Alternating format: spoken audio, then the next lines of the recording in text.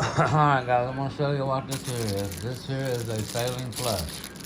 It's brand new, still in the plastic. Let me here. Hold this here right here and record me. You watch the video and record me. So I can. Okay. Saline flush still in the package, guys. Brand new. Okay, so I'm going to open it. Okay, now. Today's nurse is starting with the home health care nurse, Tanya. First one I seen do it. Y'all can see that little air bubble in there. See that big air bubble right there? See it? There's a big air bubble at the bottom of this, okay? Some of them are even bigger than what's in this one right here. Now, what these nurses, especially with this first one, Tanya, she does, this first one I see do it, she just hooks it up, shoots it in, no big deal, into the PICC line even. See the big air bubble there? See it go up it? Did you see it, Linda? Did it show it? Can't really see it on here. Oh, I bet you can. There's a big giant air bubble in this right here. Yeah, there it is right there. They claim about they can, I know what I'm doing. I'll hold it up to the top and I'll stop before it injects all the way in. I sit there and watch them inject at least 20 of these without taking the air bubble out and all the way down. First one I seen do it was Tanya, but in this hospital, UTMB, I watched them do it overnight. Almost every time they took a lab, anytime they put a medication through her PICC line, they were just shooting this in without removing the air bubble, without removing it. Which in turn allowed that air bubble to be shot right up into her PICC line. Pretty good size one. Okay, now, according to the pharmacy and what I've seen, some of the nurses actually did what they're supposed to, but the majority of them did not. Okay? Now what you're supposed to do with this right here, first of all, you give it a little pressure right there. You can remove this here cap right here, pull it back, then do it like that, and you got the air bubble out. It's that quick and easy. Now you hook it in and you use it. But these new nurses, they're electing to leave the air bubble in there and just shoot it in you because they said it's no big deal. They do bubble studies, you know. Remember the last one that injected that air bubble into you in there, and then she injected one and then left one in the hospital. She only left the one because I said something about it. She was being orientated by the male nurse, right? Yep. Yeah, the male nurse jumped all over my shit because I said, hey man, what about the air bubble in there? And with that one right there, she stopped at the end leaving the air bubble. So he took the syringe. He said, you talking about this air bubble that's still in there? But the one before that, she had injected the air bubble all the way in. The only reason why she stopped with that one was because I said something. But nonetheless, you're supposed to remove that air bubble before you ever even put it in there. These guys, these are the heparin lock flushes. These are heparin flushes. And they got an even bigger air bubble in there. Okay, same thing. You're supposed to take it out before you hook it in. They do not. They just run them down. The hospital, they wasn't using this. This here was a heparin flush. It's a blood thinner. It's a lock for that PICC line at home. In the hospital, they do not use it. Yep, that lady Connie, she just injected that air bubble all the way to the end. Oh, you got half of it, not a big deal. You got a whole, and even today she was saying it does nothing to you. But I think it does do something. I think it causes you to have, if you get too much of it in you, it causes you like gas, bubbles in your stomach, gas. You know, where you need some Digel. But they are correct, okay, just so y'all know. That in order to kill yourself with air, you would need at least probably about 5 of these full of air, all in one.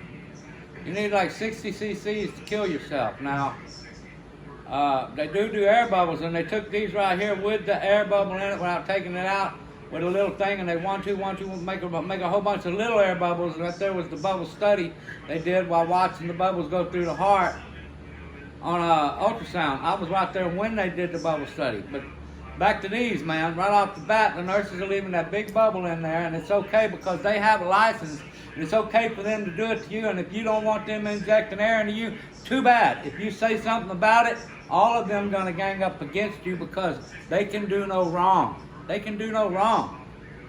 Okay, am I telling the truth? Was they or was they not injecting these air bubbles into you? Yes, on a daily basis. Yeah, and the female black nurse the night before, everyone injected into you, did she not? Yep. The next day when the orientation nurse came in there, I'd seen somebody injected into her. I said, no, that's just enough. Time to stop. Already there was 20 of them little air bubbles, man, and I'm telling you now, I do believe it. Most of it dissipates in your blood. Your blood carries oxygen and air in it anyway. but I do think it can cause you like gas and things like that if you got all them air bubbles blowing in you. Started hurting real bad afterwards, right, Linda? I still have gas today. Yeah, and the Comes home and health care goes. nurse came here yesterday. It was actually about 9:30 in the morning, 9:45 when she got here. I looked at the video camera to see when she got here with her attitude. By the way, Joy, make sure you lock my screen door because that bitch thought it was fine just to open the screen door. When I opened my front door, she was right there. I had no barrier between her and I. Okay? So use the key to lock the handle on that screen door because that is my first door, and nobody really has a right opening up your screen door. That's just like opening your door. You know what I mean? She had no right to even be here. Yeah, she had no right to even be here. She did not call. She did not let us know. She was not invited. We did not know she was showing up. We had zero to no rest almost just getting home. We ain't got even everything unpacked yet. Having to get up and take care of you nonstop. And every time we laid down, we had somebody calling. So by the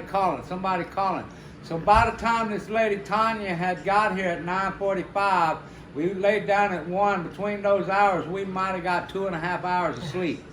Now this is after being in the hospital for 21 days, getting 2 or 3 hours a night every day. That was it because, I mean, I was working full time. I was the one taking her to the bathroom. I was the one cleaning her, wiping her, doing everything for her. Only thing the nurses do was bring her medicine, shot her full of air, and give her medicine. And they wanted to put a bedside toilet by her bed. That never happened.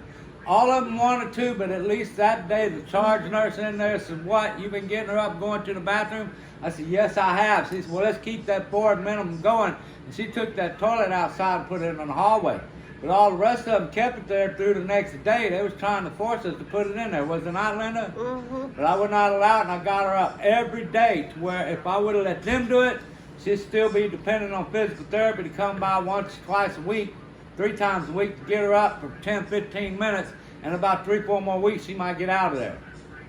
The reason why she passed the fall test and all that was because I had already been working her. Linda, did they give? They had me administer the test, told me what everything to do to you, right? Yeah, they did. One of the physical therapists, yeah. You're the one that did it for me. He said, "Damn, I was meaner than him." He said, "Give her a little shove, see if she can hold her balance." So I gave her a shove. He said, "Damn, man, I said I did a little tap. I didn't say shove her." Linda. He said, "I wouldn't have pushed her that hard." I said, "Well, look, you want to know can she stand?" I got her strong, and they put her a real low fall risk.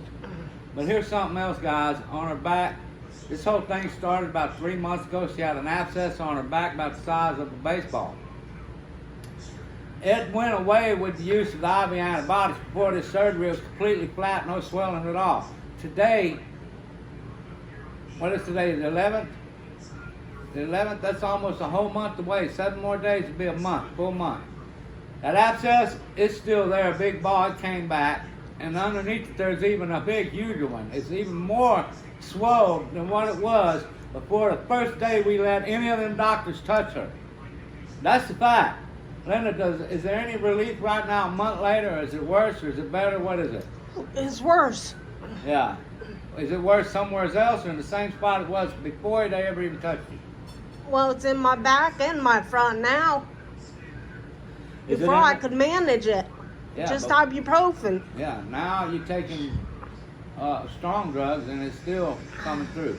Nonetheless, guys, right off the bat, the saline push, they ain't even removing the air bubbles out of it. Now, I had several nurses that did, and this is the thing, the ex-cop that was a nurse up there, Linda, remember I told him, I said, "Man, you're the first one I seen do that in better than 2 days on this floor." First thing he did, he took and opened it, pulled the bubble, and shot him. Every one that he did, he little shoots and made sure the air bubble wasn't in there. He did the job properly.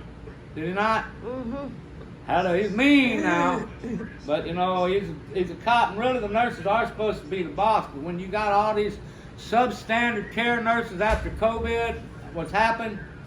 Listen, guys, if you're gonna die, you're gonna get sick and die, you better off staying at home dying rather than letting them make you suffer horribly for the last 2 or 3 weeks of probably what's going to be the last 2 or 3 weeks of your life because of what they do. At any rate, guys, I just wanted y'all to know about this saline plus, and the very first pet peeve started right here in my house with the same home health care nurse that came here yesterday. She came here 2 months ago when that PIC line was in there, right, Linda? Yeah. 6 weeks ago. Did the same thing they were doing in the hospital. Left the air bubble, and I called her on it here, and she gave me attitude that day too. But look, I know what I'm doing. I know I hold it right here, and I leave the air bubble at the bottom. Which, I mean, you can do that, but still that's not protocol, nor is it safe, nor does it give the one that you're shooting that shit into a peace of mind. Huh, Linda, what does it do to you when they shoot that air bubble into you? Does it scare you? It scares me. Yeah. Well, that guys, I'm out. I'll see y'all on the next one.